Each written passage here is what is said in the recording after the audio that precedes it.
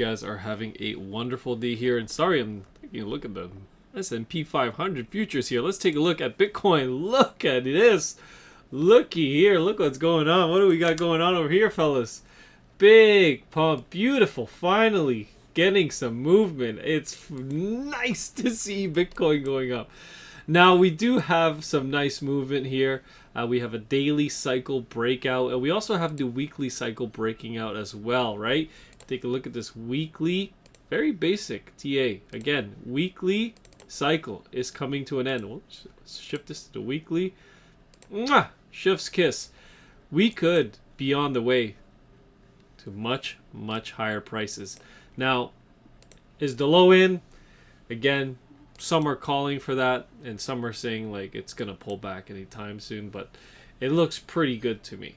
And the markets are getting a nice bid right now. In the overnight, the S&P is getting a nice bid. You're starting to see the DXY also kind of like stabilize here. But the important part is going to be the Japanese yen, of course. But again, that's something from my Discord. If you guys want to get access to that analysis, if you want to get access to my trades in real time, right? Just join in, and you guys can see all my leverage trades in real time. I always post it for the Discord. You guys can always ask questions, and we pop up the gem in there. But yeah, right now it's looking good for more upside. I think Bitcoin, when you take a look at market cipher here, again, yeah, I was bearish, and people are gonna probably get mad and stuff like that. But I always, as a trader, you don't get married to the trade. You flip to the correct trade setup. And when we broke this daily cycle here, again, starting to look a little bit bullish. Now, we're not out of the woods. That's why we have a new target, right, for a potential flat. And for that setup, I actually have to recalculate the target here a little bit, but I'm pretty sure it's going to be similar. Yeah, so it's actually very, very close, very similar. So the target is going to be between, and we can overshoot this target for sure, but it's going to be between 92 to 97,000, and we're at 88,400. So again, it's not even that far away, about $4,000 away, and Bitcoin should get into that area, in my opinion, and we should start to see some resistance. Right, this is where you'll meet some sellers. I really, in my opinion, I think you'll probably tag, if anything, this upsloping trend line from these two pivot points from the previous cycle. And this is where you'll probably find some resistance, right? That's where we found support this whole time when we were up here in the 100Ks, right? Bouncing. Now we hit it one or two times as resistance, and that was it, where we had big rejections. So if anything, I think you'll see resistance up here, not down here, right? At this point, we're really trying to get above this area so far. And it's you got the momentum, you got the buyers, you got market cipher on your side, 12 and a -5 on the dual band strength index. You got the 4-hour on your side, green money flow, green dot. 1 hour time frame is on your side. You got green money flow, and the 30-minute, right? 30-minute and green money flow, right? That's on your side. So you got a lot of time frames all on your side now.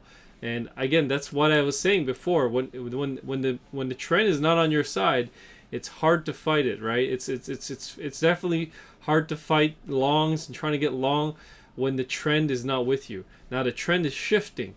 All right, perfect. Now you get into some longs. The longs are much easier. You just sit on your hands and you let the pump come to you, right? The daily, everything is looking real good, in my opinion. It's hard to find a time frame that's looking really bad that'll have a lot of significance. I mean, maybe you could say like the 15-minute isn't that great because there's not that much green money flow, but it's coming, right? And those RSIs are real tight, so you should see follow through in this pump here. I think you could even, like, tomorrow morning you may wake up and Bitcoin's already at 90,000, right? So that's how fast these pumps and things can happen. As far as the S&P goes, in the traditional markets, today was a bloodbath. Obviously, if you were looking at the Qs and stuff like that, the S&P, everything was getting hammered down. We got some sort of bid at the end of the day.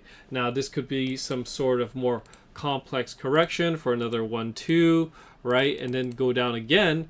Or you could be getting whipsawed, right? And it's just you gap up and then we sell off. Like, so a lot of things can happen, but regardless, Bitcoin's been acting pretty well all around. Like if you guys been following Bitcoin, it's been very strong, right? It's been very strong all around. It's been hard to find, you know, big sellers here. And I mean, watch me say this now, and then Bitcoin crashes. Like how ironic would that be? Like you take out the highs, and then this is in, and then it's all over.